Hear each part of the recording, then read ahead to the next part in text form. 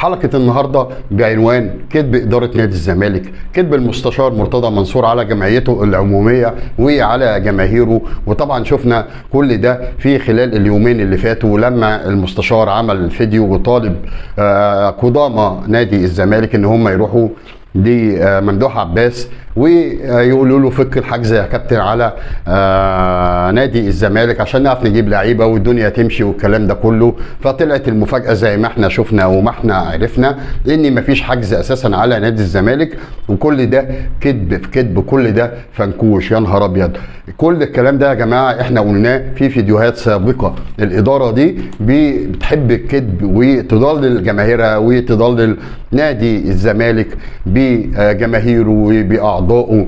طبعا زي ما احنا شفنا كانت كارثه، ولكن بالنسبه لنا هي مش كارثه لان انا قلت الكلام ده من الاول ان مفيش حجز على نادي الزمالك، بدليل اللي انت كل شهر بتدي للعاملين مرتباتهم وبتخش في حدود 15 مليون جنيه. طبعا انت بتجيب الكلام ده منين اذا كان انت اساسا ما عندكش فلوس في البنوك زي ما انت بتقول؟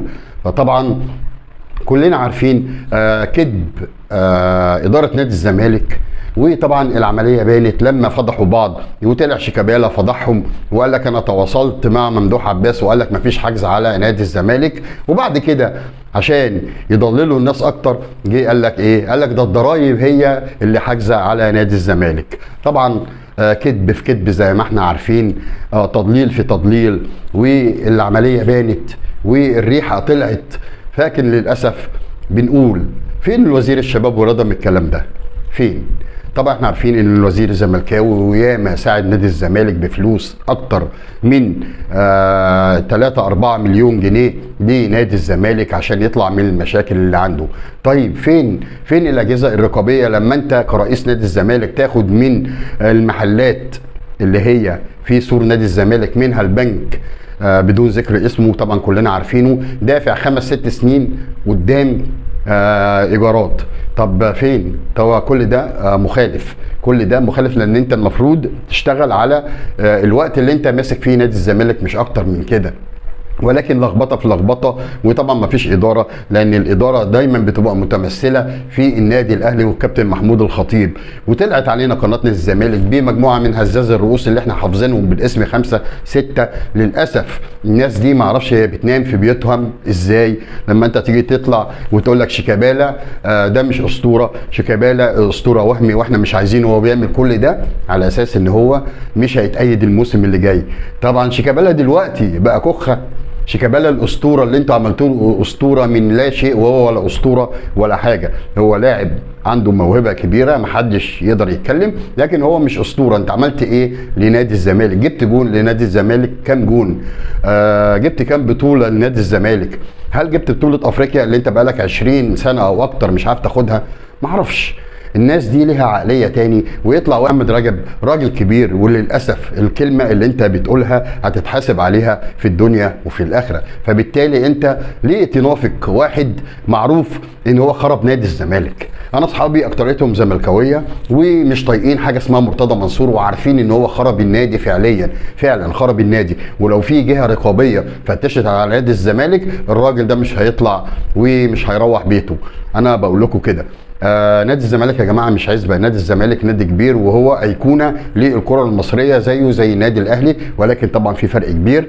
ولكن هو يعتبر احد اقطاب الكره المصريه. فبالتالي يا جماعه النادي ده يعني نهبوه زي ما بيقولوا، مجموعه او عائله نهبت النادي. وللاسف لو انت دخلت نادي الزمالك وقناه نادي الزمالك زي ما عرفنا كل يوم ويجي يطلعوا الجمعيه العموميه وجماهير نادي الزمالك اللي قاعده جوه نادي الزمالك يقول لك المستشار وحمام السباحه، لما المستشار بيغيب يومين ثلاثه بنلاقي ان الكلور مش في الميه بتاعت نادي الزمالك او البسين. ايه اللي انتوا بتقولوه ده؟ الموضوع اعمق من كده بكتير. انتوا عايزين ايه بالظبط؟ خلي بالكم المستشار مرتضى منصور فعلا في الانتخابات لو حصل انتخابات هيكسب. ليه؟ هو جاي فئه مثلا زي المحاميين وليكن مثلا 500 محامي بيدفع ربع القيمه بتاعه الاشتراك. تمام. ده يعتبر ايه يعني بوم فري زي ما بيقولوا، بحيث لما يحصل انتخابات يضمن اصوات الناس دي. نخش بقى للصيادله والدكاتره نفس الحكايه، نخش بقى للضباط و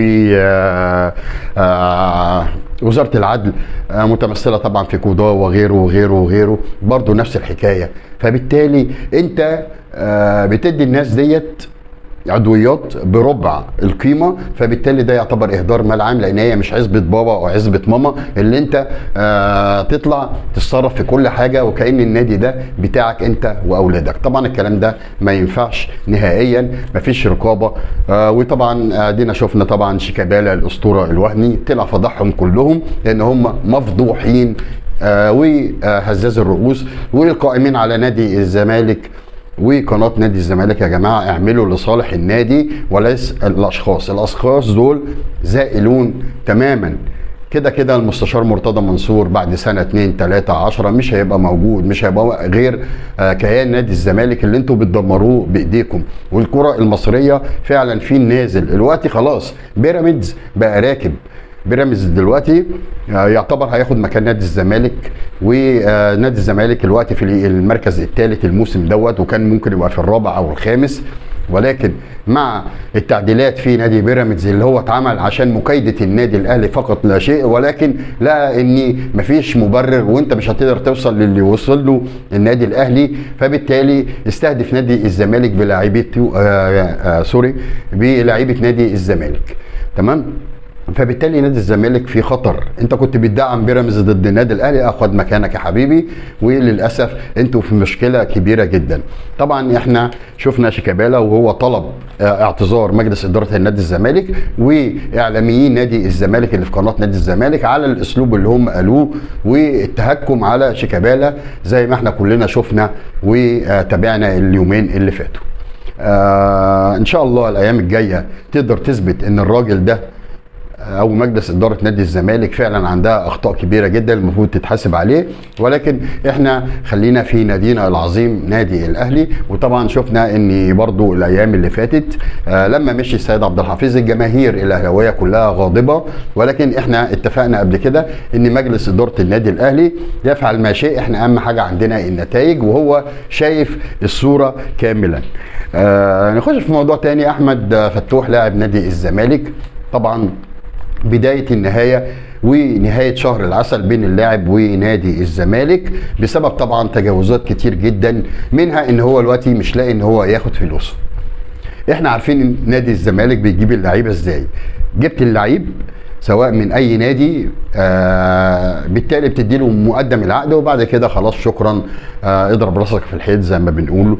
بدليل ان لعيبه نادي الزمالك كلها مش واخده فلوسها وعايزين فلوس من مجلس اداره النادي الزمالك، ويقول لك ان ايه في حجز من ممدوح عباس، وطبعا ما فيش ولا حجز ولا حاجه، كل ده فنكوش زي ما احنا عارفين. ولكن انا بقول لكم نادي الاهلي هيبدا مفاوضاته مع اللاعب فورا، لان اللاعب لاعب كبير جدا وهيفرق مع نادي الاهلي في المواسم اللي جايه. فان شاء الله ان شاء الله نقدر نستفاد من اللاعب دوت. طبعا برضو شيكابالا عايز يكمل الموسم الجاي وينهي مشواره الكروي في نادي الزمالك. ولكن هل نادي الزمالك هيدفع غرامه شيكابالا لسبورتنج لشبونه؟